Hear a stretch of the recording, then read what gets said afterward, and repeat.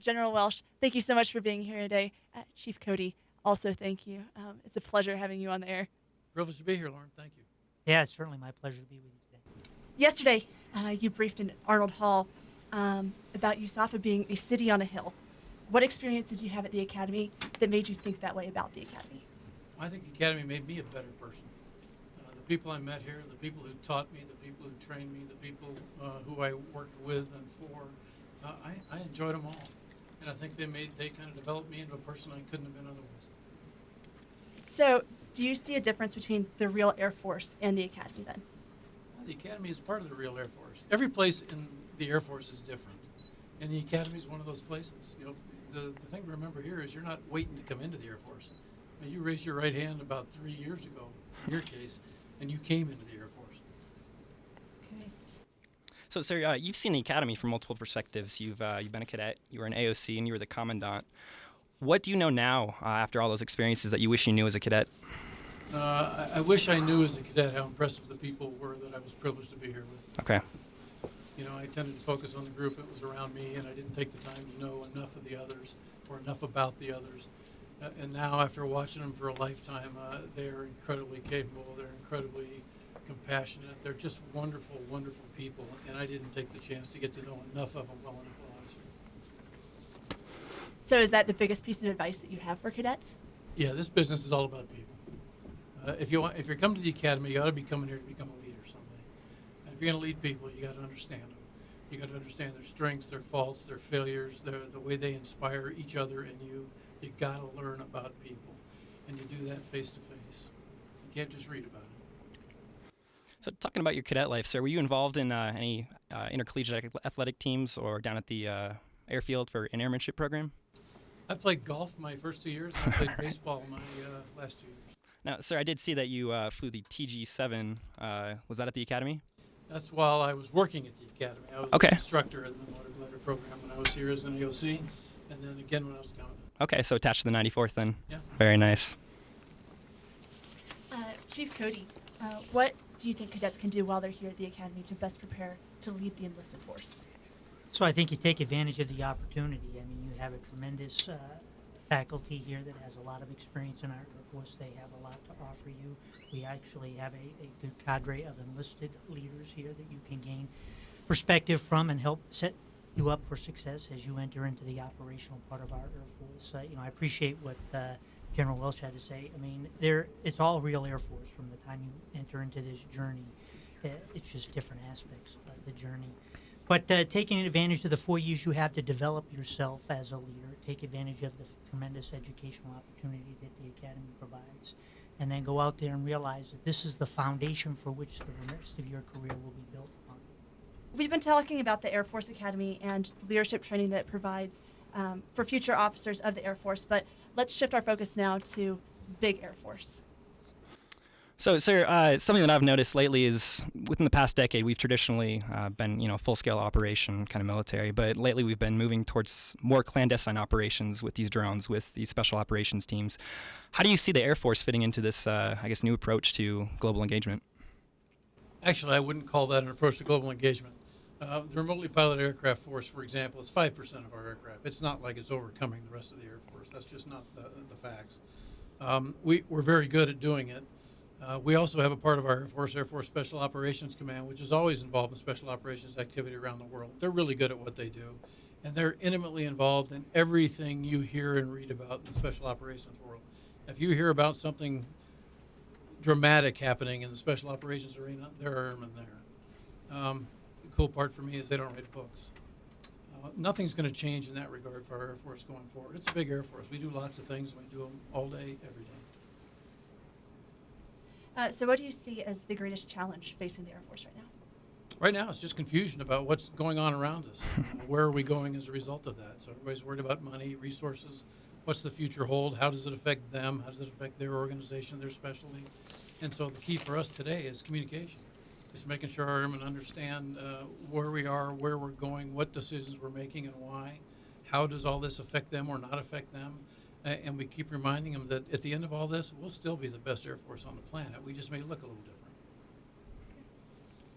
So, Chief, as I guess from the enlisted perspective, do you notice a difference between an academy graduate or a ROTC officer? So there certainly are differences in the way that they have been kind of brought into our Air Force. I wouldn't tell you that there's this great fundamental difference, and unless somebody maybe told you that one was an academy grad versus maybe an ROTC graduate. But I do think we do have different expectations, and I think we do realize the value that a 4-year education at our Air Force Academy provides, as well as being inculcated into our culture as an Air Force. That is a different process when you come via one of the other commissioning sources in our Air Force. I think our standards remain the same for everybody, but we do expect, I think, our Academy grads to be steeper in our history, understanding of what it means to be an airman in our Air Force, because they've had a longer period of time to be exposed to that. Okay. Now, we do receive a very, I would say, broad and diverse education here at the Air Force Academy. From your perspective, and this is directed to both you, sir, and the Chief, what sort of education should we focus more on? Or where should we augment further education? Depends on what the Air Force is going to look like in the future, because the Air Force Academy has to be relevant to the Air Force, not just to someone's model of whether it's athletics, education, or military training. It has to be relevant to the Air Force and what we're going to be doing in the future. You don't want to walk out out into the world from here with a different set of skills than you need to be successful. And so I think the Academy has to contribute to the Air Force in meaningful ways in every discipline that's involved here. In the educational arena, if the Air Force needs to specifically develop officers who are experts in aeronautical engineering, aerospace engineering, the biomedical sciences, you pick a topic, then the Academy has to be part of the solution to that problem. That's why we bring people here, why we pay them to come to the Academy and prepare themselves for service to our country. So I think we should shape the curricula and the activity here at the Academy based on the needs of the Air Force to operate in the world as a whole. So I think I'd amplify that by saying I think if you look through history, that's what the Academy has done and will continue to do into the future. I mean, the curriculum here has changed over time to meet the needs of our Air Force. Did you find your biggest time of development to be at the Academy, or was it when you entered the Air Force, active duty? Personally, probably at the Academy, professionally, after I got into the Air Force, because I was a pretty immature cadet. And so I did a great job of relating to people, building friendships, figuring out how to build partnerships. I was pretty good at that. Learned how to work with a lot of different kinds of people. But professionally, until I walked out the door, ran into my first squadron commander, a guy named Dwayne G. Divich. I will never forget his name. I met him one time. I walked into his office once, and I'll never forget his name because he basically shook my tree and pointed out to me that I may think I was cool, but in his business, cool wasn't. Professional was cool, and I wasn't that.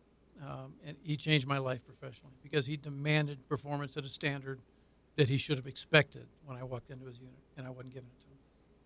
So, Chief, where did you see your biggest time of growth or development? So I think that comes over time, to be honest. At a given point, a great one of the chiefs from the Air Force District of Washington made this comment to our Air Force Honor Guard one time. There's a lot of people in our Air Force, but there's sometimes not a lot of Air Force in a lot of our airmen. And he asked me the question, at what point in my career, similar to your question, at what point is there a lot of Air Force in me? And I would think, for both my wife, who's a retired chief, and I, that time came at about 4.5 years in our career when we started thinking about making choices.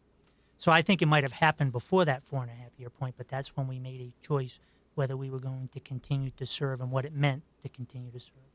And I would arguably say the same thing happens to an officer after spending 4 years here at the Academy and they go out into our operational Air Force, when that reality of what it means to serve starts to come to the forefront. And you start to make those decisions. Am I committed to this? Can I do everything that our Air Force is going to expect us to do? And once you really make that and that realization happens, it's a pretty profound thing. And it changes your perspective on how you'll go forward. Easy to see why he's Chief Master Sergeant of the Air Force. Yes, sir. So what do you see as the biggest detriment to our Air Force right now? What's hurting it the most? So from the people perspective, it is the great uncertainty that exists. Because of this significant fiscal environment that we are in our country right now, and the impact that that is having on the Department of Defense and certainly in our Air Force, it is requiring us to make some very, very difficult decisions. And have we not been in this type of situation, we probably would make different decisions. That puts a lot of good people in this place that we don't want to be when you're trying to do what our nation is asking us to do. Because there's no politics here. We're still fighting a war. We're still serving around the world. The men and women that put the uniform on supported their families. That's a great challenge when you have this level of uncertainty. Fundamental decision we're having to face today in the resource arena is, do we want to be a capable and ready force today or a modern and ready force in the future? Those two things are in conflict. We don't have enough money to do both. And so that's the debate that we're having, and the balance will be critical to how successful we are over time. It's a horrible decision space to be playing in, but that's where we are. Yes, sir. So, Chief, do you have any, stories from your, early days in the Air Force as an air traffic controller, interactions with lieutenants or captains that, you wish you could have imparted some knowledge on them so they were able to lead more effectively the enlisted force?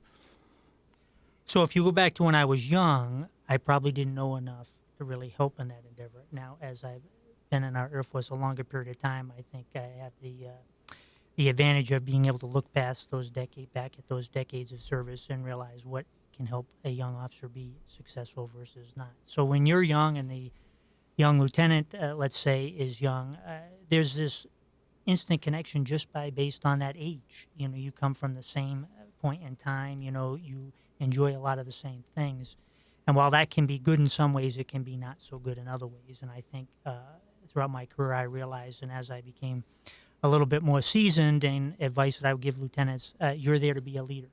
While you need to be able to be friends with people, you would like to have a relation. It's not the prerequisite to your ability to lead in an organization. And the difficult challenge for young enlisted men and women and young officers is drawing that line, that professional line that must exist for our, service to operate effectively.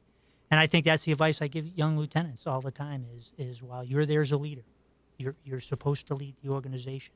You need to inspire, you need to be there, you need to be open to learning.